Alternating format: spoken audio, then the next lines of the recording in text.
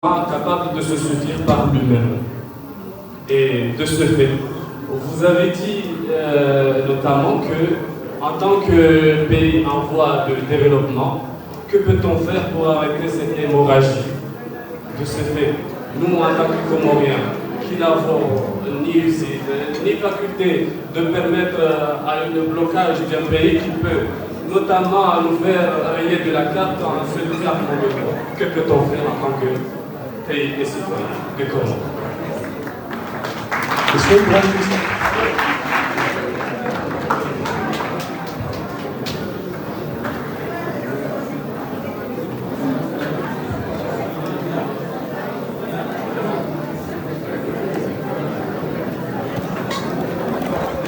Salam alaikum. Tout d'abord, je veux remercier le modérateur. Ensuite, je vais répondre à la question, selon ma compréhension, quelle place pour les Comores à l'évolution des relations internationales? Pour moi, je pense que la place des Comores est à être imposée par les dirigeants. C'est le dirigeant même en question qui peut donner la place aux Comores dans le monde, dans les relations internationales. Pourquoi? Parce que je vois aujourd'hui, il y a beaucoup de pays qui regardent le Burkina Faso actuellement, qui cherchent à faire des bonnes relations économiques avec lui, notamment la Russie et d'autres pays que j'ignore. Pourquoi? Parce que le président qui est là, il est patriote, il veut le bien-être du peuple. Donc pour moi, la place des Comores à l'évolution de la relations internationales dépend uniquement des dirigeants des Comores. Ça dépend des personnes parce que c'est eux qui décident. C'est eux qui ont les signatures. Alors, je vais repartir encore sur quelque chose que vous avez représenté. C'était les Comores, c'est un petit pays. En fait, c'est un état d'esprit. Mais il n'y a aucun petit pays du monde. Quand j'ai dit les Comores, ce n'est pas un petit pays. Pourquoi? Parce que nous avons le même statut dans les accords des Nations Unies. Les Comores ont le même statut que la France, que la Réunion, que le Burkina Faso, que l'Afrique du Sud, qu'ainsi de suite. En fait, nous avons des présidents comme la France, comme les États-Unis, comme tous les pays du monde. Là, la question n'est pas que c'est un pays, non. Les dirigeants de ce pays, en fait, est-ce qu'ils sont là pour le peuple comorien? Parce que des fois, moi, je me demande, premièrement, est-ce que ce sont des Comoriens qui dirigent le pays, en fait? Parce que c'est un petit pays. Nous avons la capacité. Vous voyez comment je parle? Il y a beaucoup de Comoriens, des étudiants qui sont là, qui peuvent parler bien français. On peut s'adapter, vous l'avez dit. Nous sommes très intelligents. On est capable de faire tout ce qu'on peut. Mais la question, c'est des barrières de l'État. Avec leurs intérêts que nous ignorons. En fait, c'est à eux de décider. J'ai aussi la question. Moi, je vais vous demander quelle attente que la France attend des Comores. En fait, depuis 50 ans d'indépendance, que la France est là avant même 50 ans. Qu'est-ce que la France a fait et qu'est-ce qu'elle espère? Qu'est-ce qu'elle espère avoir aux Comores? Qu'est-ce que la France espère avoir aux Comores depuis 50 ans d'indépendance? Les relations que nous avons depuis des années, qu'est-ce qu'on a gagné de la France? Tout ce que je peux dire, c'est que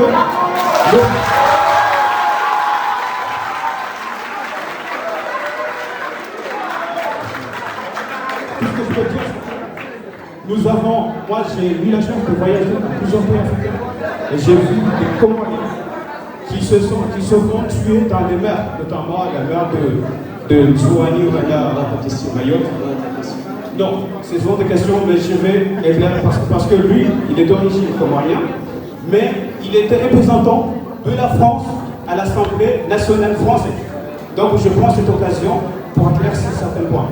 Il y a beaucoup de Comoriens, même actuellement, qui risquent leur vie pour aller dans notre pays. Donc, et je crois que ces situations, c'est la France qui a imposé ça. Pourquoi? Parce qu'il a limité l'État comorien de ne pas avoir de relations bilatérales.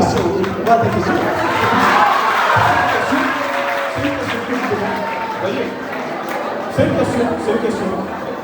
La France, pourquoi la France a limité l'État comorien d'avoir des relations avec la Russie, avec l'Europe?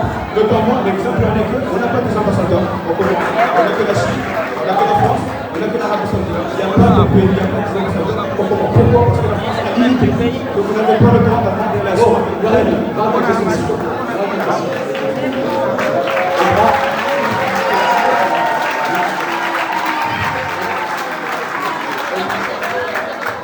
On prend la dernière question de cette série de Mohamed Hassan. J'ai l'obligation de rappeler ici qu'il ne s'agit pas de venir ici et étaler une tribune politique. Saïd Ahmed a précisé tout à l'heure, après mon erreur, qu'il est là en son nom personnel. Je l'avais présenté en tant que député de l'Assemblée nationale. Je l'ai présenté en tant que directeur général de la mobilité dans les Outre-mer. Il a précisé que je suis là, je parle en mon nom. Donc il ne s'agit pas d'une tribune politique ici. On va essayer de modérer les passions et les émotions, être dans une conférence scientifique qui se déroule à l'université des Comores. Nous sommes dans le cadre universitaire. On est dans ça.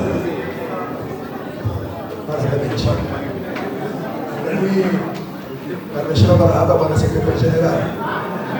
Anzi, ci vuole all'università, ci stiamo calmando, ma non cominciamo a stare per comune. Da lì, da Michel Marhaba, ci possiamo fare la valutazione di la Mada. Il caos, pour moi, il canal de l'Éthiopie, c'est la ligne à la relation internationale. Et à la rue, on a un acte modèle qui a une main à l'université. Quand il y a une barrière de revendication, j'ai eu des débats, on va demander à ce moment-là de modèle exemplaire comme ils ont. À la fois, moi, je suis à la oui, le monde le monde bouge. Oui, le rapport de force, il y a trop impose. Ça, comme nous disons, ce soir. Donc, il y a un pays plus avancé. Il y a place de l'eau avec conséquence de la civilisation à soi commun. Il y a une civilisation comorienne qui n'a pas de réalisation de base. Et nous avons un poids. Il y a l'économie, c'est pas qu'à réaliser les multinationales, les entreprises, les États. Parce qu'il y a une place, il y a une civilisation comorienne par rapport aux enjeux économiques et les idiots. Alors, il y a trois pour l'accepter et l'appliquer. Merci.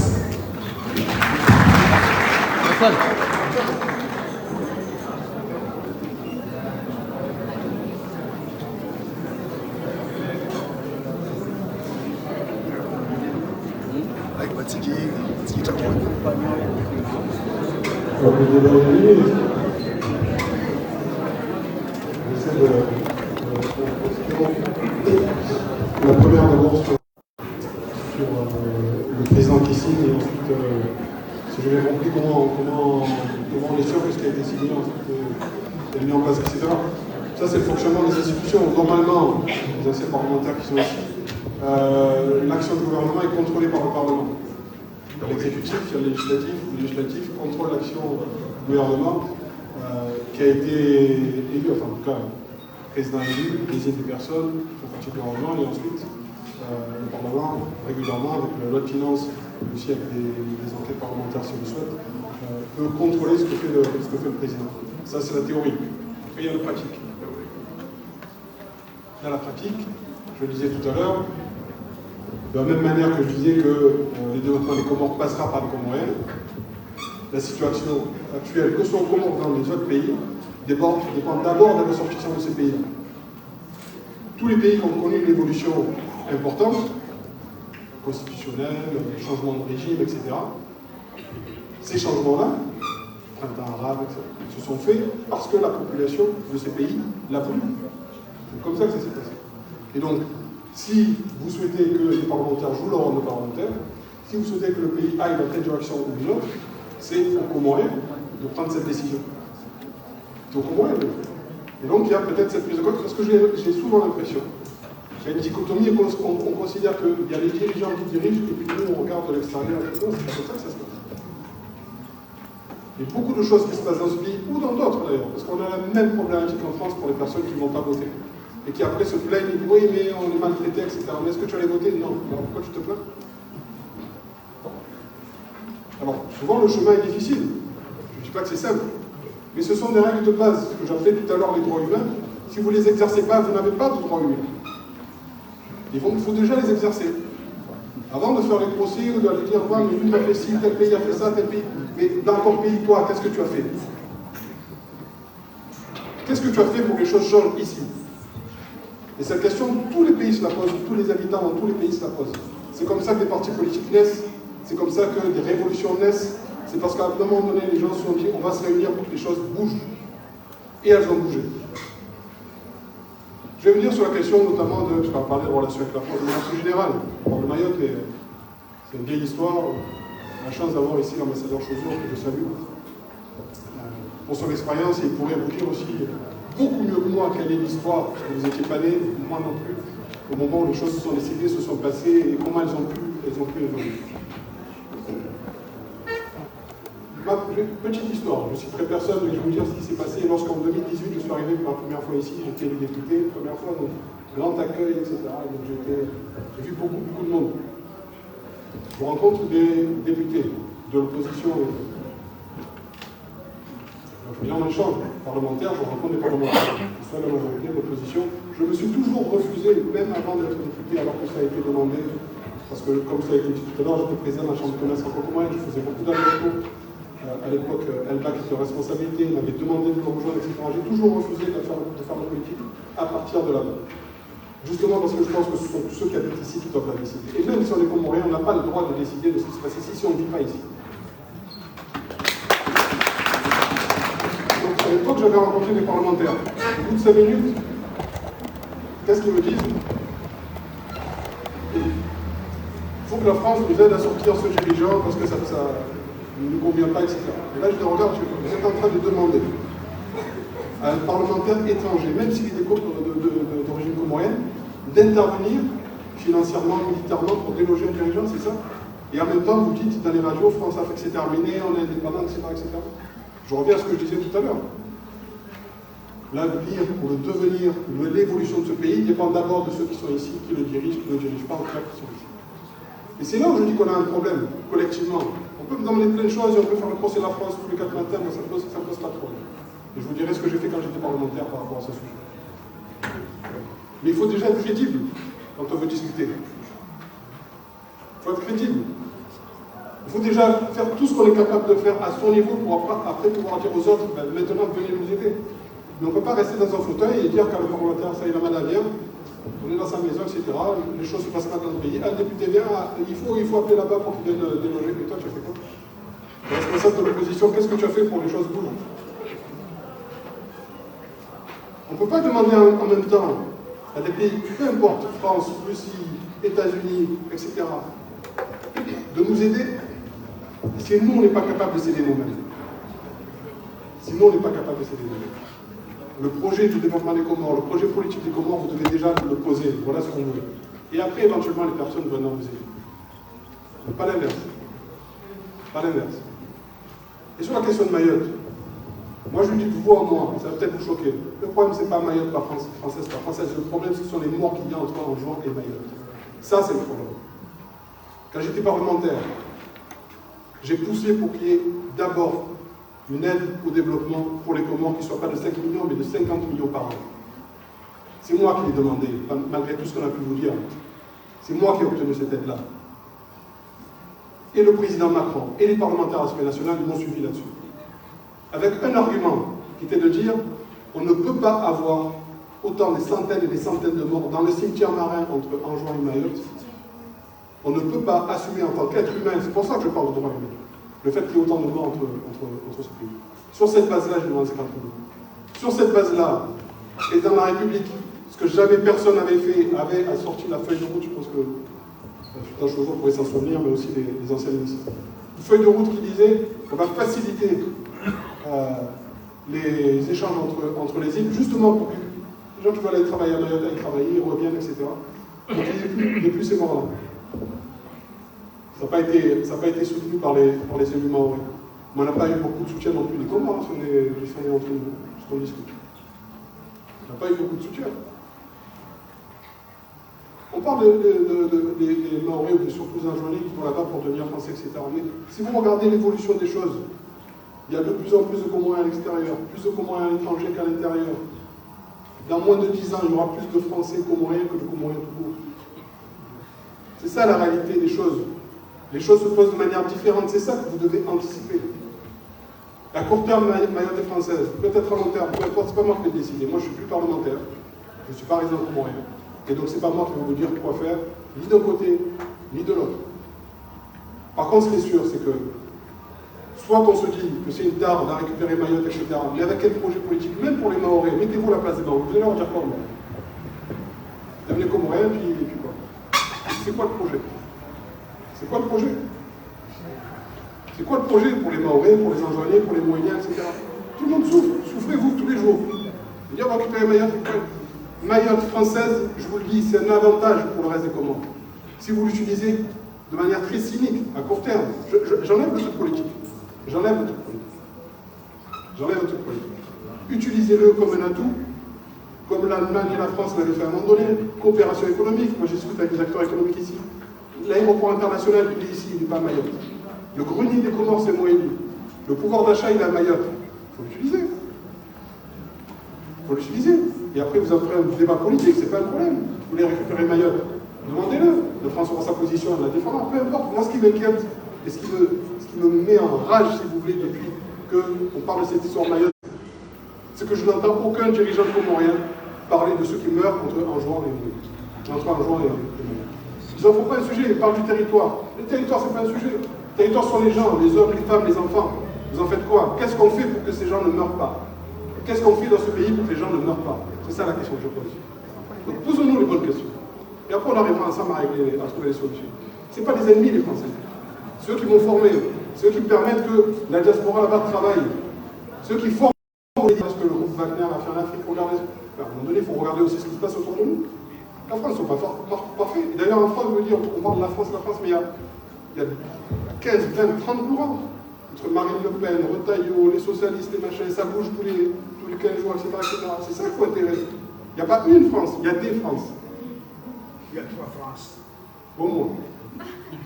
Au moins. Et il y a la France des Comoriens. Et c'est pour ça que je parlais de la diaspora tout à l'heure. Je parlais de la diaspora tout à l'heure. On a des Français d'origine comorienne qui sont en France. Ils peuvent aussi avoir leur mot à dire sur ce qui se passe ici. Mais moi je les connais, j'ai grandi avec eux. Tant que les Comoriens, et c'est ce que je leur dis aussi, c'est pas aux Comoriens là-bas de dire comment les Comoriens doivent se développer ici. Si vous ne dites pas la diaspora, voilà ce qu'on veut, aidez-nous avec notre partenaire français pour qu'on y arrive, etc. Comment est-ce qu'ils vont comprendre ce que vous voulez? Mais à quel moment vous avez proposé ça à la diaspora? Qui a proposé quelque chose à la diaspora en disant voilà ce qu'on veut? Au contraire, on se méfie de la diaspora. Moi j'ai été président de la Chambre de commerce franco-comorienne pour vous donner des exemples, une centaine de personnes qui ont été bloquées à la douane, bloquées parce qu'il y avait le président d'entreprise, bloquées parce qu'il y avait des monopoles, des personnes qui venaient avec leur argent pour investir ici. Il y en a tous les jours et ça continue encore aujourd'hui. On leur fait des difficultés, mais on n'en fait aucune des difficultés à des personnes qui ne sont pas comoriens, mais qui veulent investir ici. Quand c'est des comoriens, blocage. Et ça, vous l'expliquez comment? Et dire à vos frères, vos soeurs qui sont là-bas, qui veulent investir, qui veulent vous faire travailler, l'argent il va rester ici. Il dit non, on va le bloquer, parce que c'est un Comorien, on va le bloquer. Essayez pas de faire là, vous voulez développer le pays comme ça? C'est à vous qu'appartient cette vision. Moi j'ai des idées, mais tant que je ne résiderai pas ici, je ne demanderai pas. C'est à vous de produire ce pays. Dites-nous dans quelle direction vous voulez aller. À partir de là, on pourra vous aider. Quand je dis on, c'est tout le monde. C'est la diaspora, sur les pays étrangers, c'est la France, etc. Mais n'allez pas faire des procès de la France sur des sujets aujourd'hui qui pourraient être réglés bien autrement. Bien autrement. Vous êtes des Comoriens éveillés. Ne vous laissez pas dicter la manière de ce pays est dirigé. Et n'attendez pas des autres qui fassent ce que vous devez faire. Si vous avez un problème avec vos dirigeants, sortez de là. Allez leur dire.